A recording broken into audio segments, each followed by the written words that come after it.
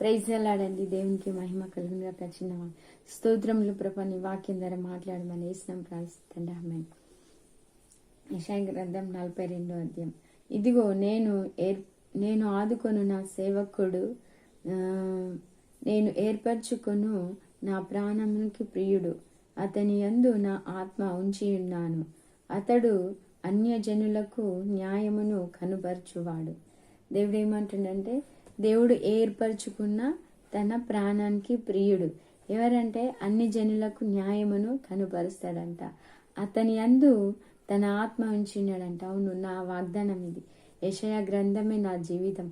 ఎందుకంటే దేవుడు నన్ను దాన్ని బట్టే పిలిచిండు కాబట్టి అన్ని జనుల ఎదుట నన్ను నిలబెట్టి అనేకులకి న్యాయంను కనపరుస్తున్నాడు.